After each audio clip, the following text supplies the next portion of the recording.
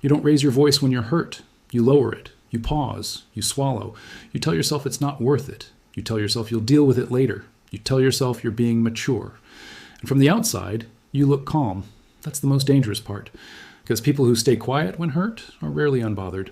They are managing something heavy, silently, so the room can keep breathing. You learned that expressing pain changes things. It shifts power. It disrupts balance. It risks loss. So instead of saying, "That hurt me," you say nothing. Instead of asking for repair, you retreat. Instead of being seen, you disappear emotionally.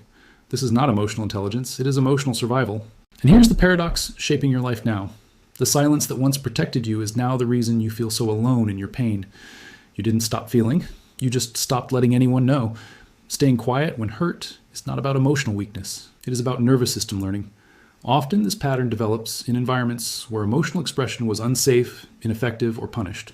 This can include overt conflict, emotional neglect, or subtle invalidation. One key factor is emotional neglect. When a child's inner world is not acknowledged or soothed, the message becomes clear. Feelings do not lead to care. So the nervous system adapts. Hypervigilance develops, not toward danger, but toward relational stability.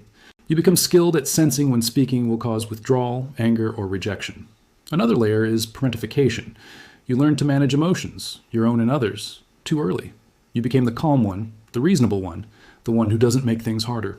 Over time, avoidant attachment often forms. Vulnerability feels risky because vulnerability once led to disappointment or loss of control. Neurologically, your default mode network, the system shaping your inner narrative, rewrites itself. Instead of "my feelings matter," the story becomes "my feelings are safest when they are hidden." And this is not conscious choice. It is conditioning. And conditioning left unexamined becomes destiny. The cost of staying quiet when hurt is not immediate. It accumulates. Each unspoken boundary becomes resentment. Each swallowed emotion becomes distance. Each moment of silence becomes a fracture you carry alone. Carl Jung wrote that the unexpressed self turns inward and becomes destructive. Not explosive, implosive. You don't collapse outward, you collapse inward. Seneca warned that grief shared is grief divided, but grief carried alone multiplies. Your pain does not lessen with time. It settles. Rilke spoke of the necessity of being honest with one's inner life. But honesty requires safety, and you learned early that honesty was dangerous. Your core fear is not conflict, it is abandonment. So you choose silence over rupture, peace over truth, control over relief. Your authenticity becomes conditional. Your relationships become asymmetrical. Your pain becomes invisible, even to you. This is invisible grief, the grief of being present but not known. Children who learn to stay quiet when hurt do not suddenly find their voice as adults. They become adults who you might struggle in relationships, staying longer than you should, hoping others will notice your pain without you naming it. You might avoid conflict entirely, or explode after long periods of silence, confusing others and yourself. At work, you may overfunction, reliable, adaptable, quietly resentful. Your self-worth may depend on being easy to deal with rather than being honest.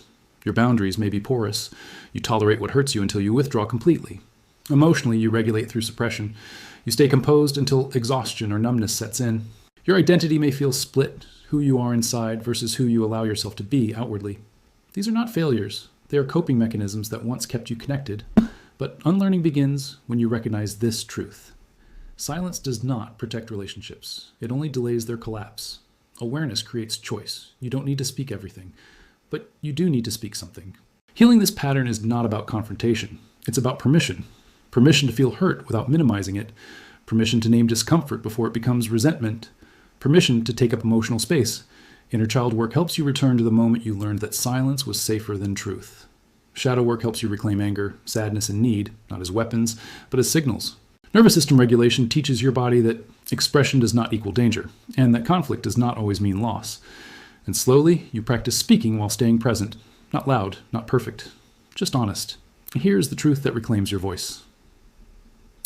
Silence kept you safe once, but safety is not the same as connection.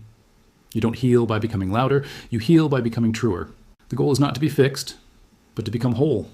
If this resonated, share it with someone who learned to hurt quietly. And if you want to continue exploring the psychology beneath silence and strength, stay here. Subscribe. Some people don't speak when they're hurt. They learned that silence was the price of staying.